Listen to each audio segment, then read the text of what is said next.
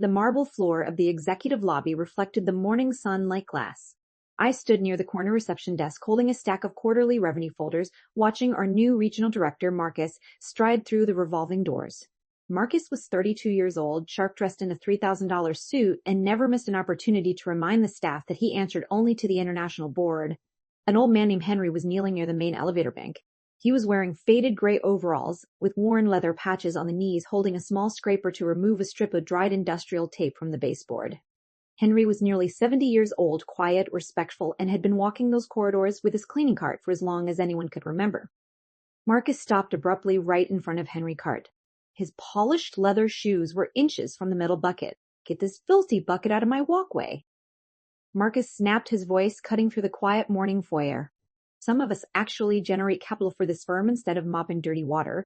Henry paused, looked up slowly, and adjusted his thick wire glasses. "Good morning, Mr. Vance," Henry said in a calm, low voice. "I am finishing the edge trim so the board members do not trip when they arrive for the annual review." Marcus kicked the base of the yellow plastic bucket with the tip of his shoe, sending soapy water splashing across the polished tiles and over Henry's knees. "Did I ask for an explanation, old man?" Marcus said, looking around to make sure the receptionists were watching. "You were paid minimum wage to stay invisible. Move this garbage into the basement service closet right now, or I will have security throw your toolbox into the street before noon." Henry did not shout. He did not flinch. He slowly stood up his joints, making a faint clicking sound, and reached for a dry cloth from his cart to wipe the wet floor without a single word of complaint. I hurried over, holding a box of paper towels to help Henry clean up the puddle. "Do not bother, Clara," Marcus said, glaring at me with cold arrogance. "If the executive assistant spends her morning doing maintenance work, I will replace you along with the janitorial contractor. Have the financial decks on the 45th floor boardroom table by 10 sharp. Marcus adjusted his silk tie, turned on his heel, and walked with the private executive lift. I knelt down beside Henry, handing him dry towels. "I am so sorry, Henry," I whispered, my hands trembling with anger. "He had no right to talk to you like that." Henry looked at me with a faint, calm smile in his gray eyes and gently patted my shoulder. "Do not worry about me, Clara. People often show their true character when they believe someone has no power to fight back."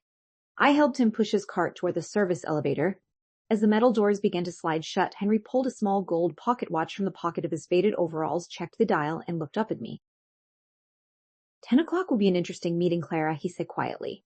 "Make sure every director has a printed copy of the founder ledger." By 9:45, the boardroom on the 45th floor was filled with high-level regional directors, senior legal counsel, and investment bankers. Marcus sat at the head of the conference table, leaning back in his leather chair, tapping his expensive pen against the polished mahogany surface. He was beaming with pride. Today was a vote to approve his appointment as the permanent chief operating officer, along with a $5 million stock option package. "Where is the international representative?" Marcus asked, looking at the company chief legal officer, Thomas Vance. "We have a quorum of 60% of the voting equity. We can proceed with the ratification." Thomas glanced at the grandfather clock in the corner and shook his head. "We cannot begin, Marcus. The founding shareholder holds 40% voting power and 5 golden shares with absolute veto authority. He requested to attend the session in person." Marcus let out an arrogant scoff, waving his hand dismissively. "The founder has been retired in Europe for 12 years. He never attends routine regional reviews. Let us call the vote and submit the minutes to the registrar." The heavy oak boardroom doors swung open. Every single senior director and attorney stood up instantly from their seats. Marcus remained seated, frowning at the disturbance, until he saw the figure walking through the entrance. It was Henry. He had removed his faded gray overalls. He was dressed in a bespoke midnight blue 3-piece suit, wearing a solid gold tie clip and polished Oxford shoes. 2 armed corporate security directors walked respectfully behind him, holding 2 thick leather legal portfolios bearing the gold emblem of the founding trust. Marcus stared at Henry, his face frozen in pure shock, and his pen slipped from his fingers, rolling across the table. "What is this joke?" Marcus yelled, standing up and pointing an aggressive finger. "Why is the janitor wearing a costume in an executive board meeting? Security, remove this man immediately." "Silence, Marcus." Thomas, the chief legal counsel, shouted, his voice ringing with absolute authority. "You are speaking to Mr. Henry Sterling, founding chairman, principal creator, and majority shareholder of this entire corporation?" Marcus went completely pale, his jaw hanging open as the blood drained from his face. The room fell into dead silence. Henry walked slowly to the head of the table. He did not raise his voice. He placed his hands flat on the mahogany surface, looking directly into Marcus' terrified eyes. You told me this morning that some people generate capital while others mop dirty water, Mr. Vance Henry said softly, his tone freezing the room.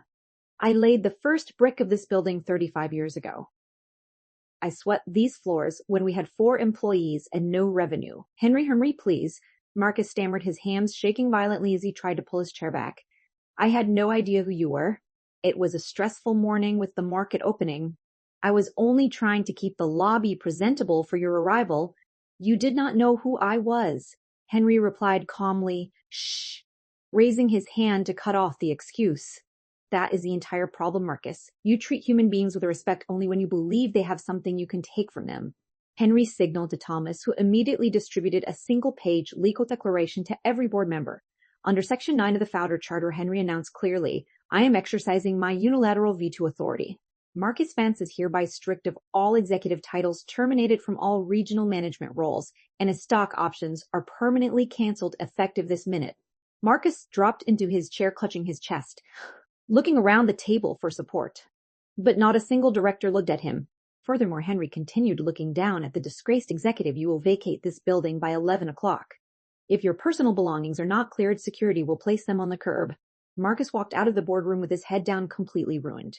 Henry turned toward me with the same gentle smile he wore that morning in the lobby. Clara, Henry said kindly, please prepare the administrative files for the new regional director. Real leadership begins with dignity, not a $3,000 suit.